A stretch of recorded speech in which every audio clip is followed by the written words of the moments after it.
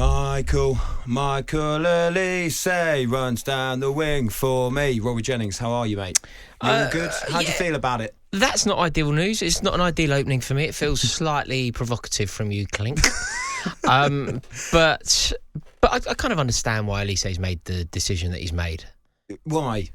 Well, because I can't... Well, to be fair, he doesn't get into the Chelsea team, does he? Well, that's my reckoning. The pathway... You know, when you're a new signing who wants to play Premier League, for a big season for Elise as well, a lot of expectation, a lot of opportunity. No Zaha, of course. Exactly. Huge opportunity for him this season to really stamp his authority on the Premier League. I think that he needs to play football. And I think that when you look at the Chelsea squad, there isn't an obvious pathway into the first team. There's a potential pathway. There's potentially featuring, but there's an awful lot of competition for the position that he wants to play at Chelsea. Well, let's think about who else is there at the moment. You've got Nkunku, you've got Sterling. Yeah, I mean, there's a plethora of players, aren't there? I mean, there's Mudryk. There's in terms of Elise actually getting in the team, would he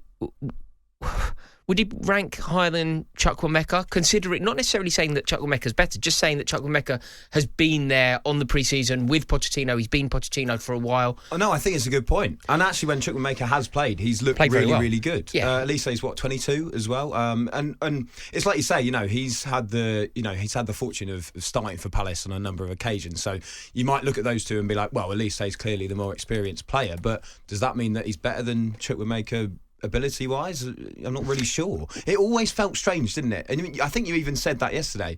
It just felt like a weird signing. But again, this is Chelsea's scattergun approach. Well, yeah. Also, if you're Elise, and I don't know if footballers will adopt this sort of policy, but if you looked at the Chelsea project, if you look at what's going on, from the outside looking in, Elise will probably leave Palace at some point over the next couple of years, probably sooner. And he will, if his career continues on the trajectory that it's going, he will have his pick of clubs. So when that moment ultimately comes along, does he need to rush it? Does he need to be part of this Chelsea project? I think it's quite Chelsea's quite destabilised at the moment, isn't it? You know when he's looking at what's going on, you've got players like Lewis Hall potentially leaving. You've got, I'd say somebody even like Ian Maatson, who had a very good pre-season, is potentially in his way in terms of breaking into the first team. You're looking at the way that Chelsea are treating a lot of our young players. Right? Say we did sign him. Yeah. What does it mean to the career of Noni Madueke? Yeah, I don't know. And how do you feel if you're Madueke as well?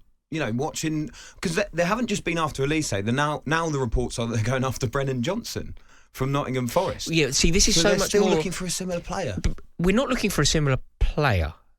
When you say player, do you mean a player that is there, a player to contribute to the first team? Yeah. No, I don't think that's what it is at all. I don't think that's the purpose of this signing. Certainly not the sole purpose of this signing. Chelsea don't need Brennan Johnson to strengthen our first team. We have many players who are available to Pochettino. It's one for the future. It's one for the business strategy. And potentially Elise doesn't want to be part of a business plan. He wants to be part of a football team, which, look, I'm disappointed that he doesn't want to be part of Chelsea. If Chelsea have decided that he could be beneficial to us, if Pochettino has decided that the signing of Elise would add to the furtherance of Chelsea Football Club, then obviously I want it to happen.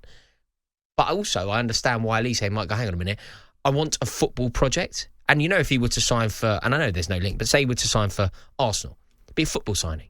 Say he were to sign for even Manchester United. You look at where Manchester United's strengths are, you look at where their weaknesses are, Elise would immediately contribute to their football team. It'd be a good signing for them, I think. Oh, totally. But you look at Chelsea's squad, you look at where Chelsea need replenishments, it's clearly not solely a football signing. No. And therefore I understand why Elise might have gone, do you know what, this just isn't the move for me. And Parish, I think, works very well. Parish has probably had a conversation, gone, look, we understand your ceiling is bigger than our ceiling. We understand the trajectory that your career is on, and we will not hamper it. But not this one, Michael. This isn't the move. Sign a new contract.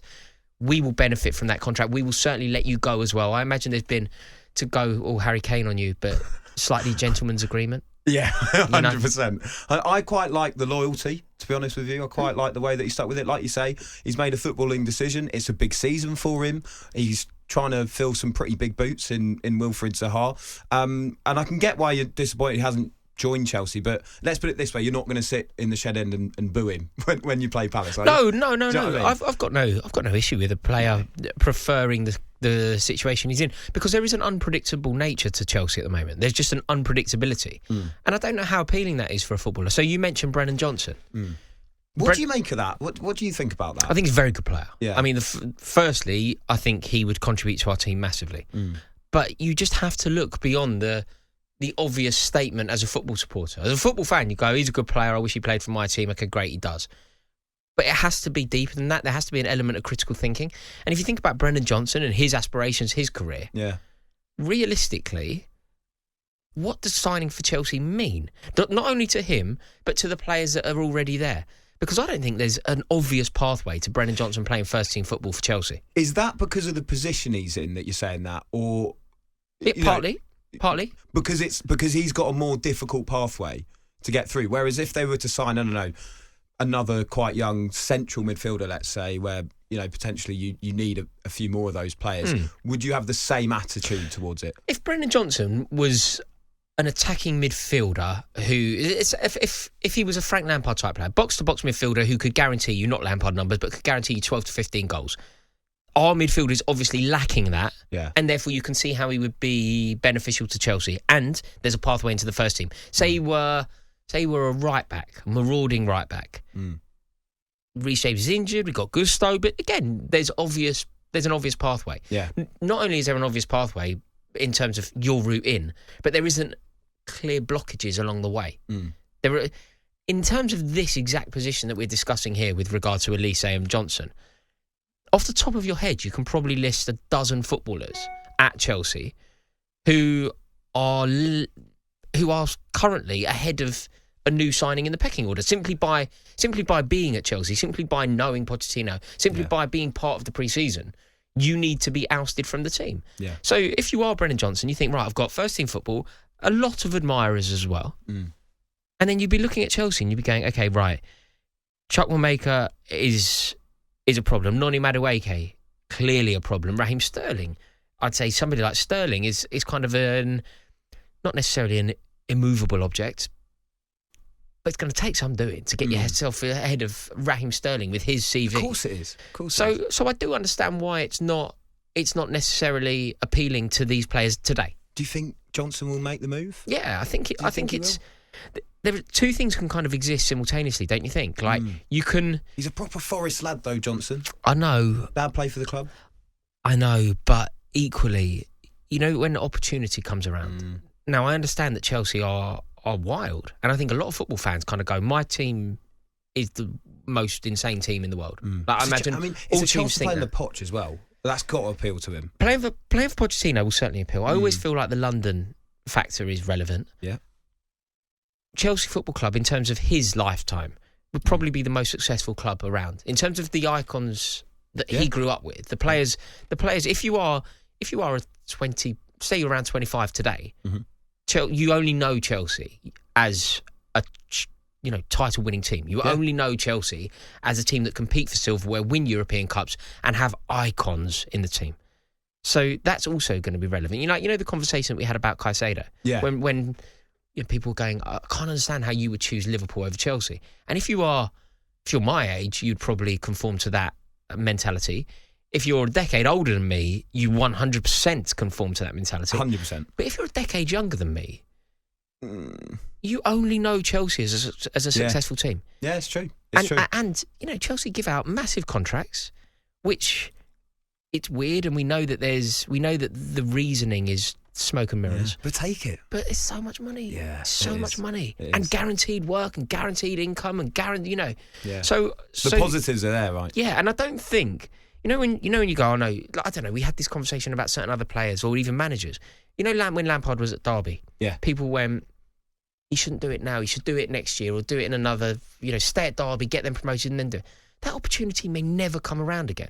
You can't not do something. You can't not take one of the best opportunities that you may ever be presented with, because the timing is slightly off. Yeah. Because Graham Potter did it. That went well.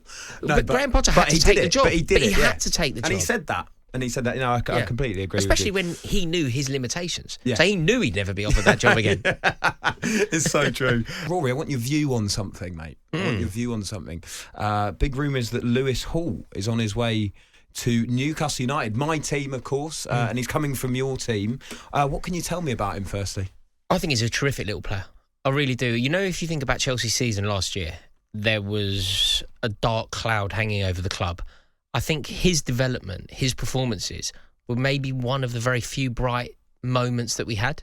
I think he looked like a real player. He was tenacious. He showed the tenacity both on the pitch, but also in terms of his spirit, fighting his way into the Chelsea team, a team that he had no right to get into, really. When you think about the position that he played and the players available to the previous managers from last season, there's no way that we should have been speaking about Lewis Hall.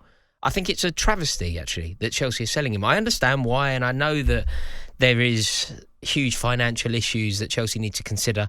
But, this consistent desire to sell our youth products, it's infuriating, particularly a player like this, because he's very good. The ceiling is sky high.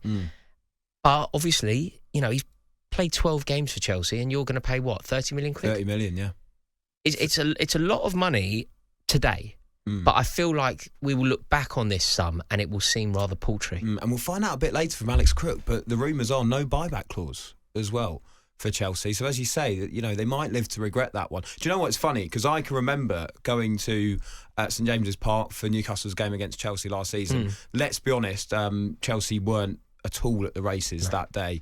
I think Newcastle won 1-0 in the end, Willett goal. But Lewis Hall made his first start, I think, in the league, and he was easily the best player in blue. He was very, very good. So it's one that I'm really excited about. He had that good performance in the Cup as well, didn't he, against Man City? Should have scored, I think, 2 chances, but, that will come with time. Yeah, the game against City, I think on some level that's used against him, which I think is incredibly harsh and actually foolish. Because, yes, he missed crucial chances. And when you go away to Manchester City in any competition, but certainly a cup competition, if you have an opportunity in front of goal, one-on-one with the keeper, you have to take it. If you have 2 opportunities, one-on-one with the keeper, you really do have to take at least one of them, and he didn't. And I think that you could see from his reaction, he was really beating himself up about that. But he's developing. And the way that he plays, the way that he sort of bursts forward, there was a compilation that was on social media of all of his moments, just like, obviously he only played 12 games, but just like, a minute long, minute and a half long. Oh, mate, just I've watched it, don't worry. so determined and also so forward thinking. That art of just driving at the heart of the opposition. Yeah. Just pick up the ball, drive. It's an art form that we don't see so often anymore, because the game isn't really played like that, because the tactics don't really allow for that level of, I don't know, he's sort of a maverick player.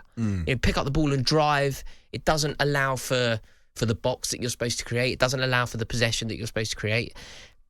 But he's so comfortable on the ball. He's so adventurous with the ball. I think he's got a keen eye for a goal. I think he has got that in his locker, although we may not have seen it at the top level so far.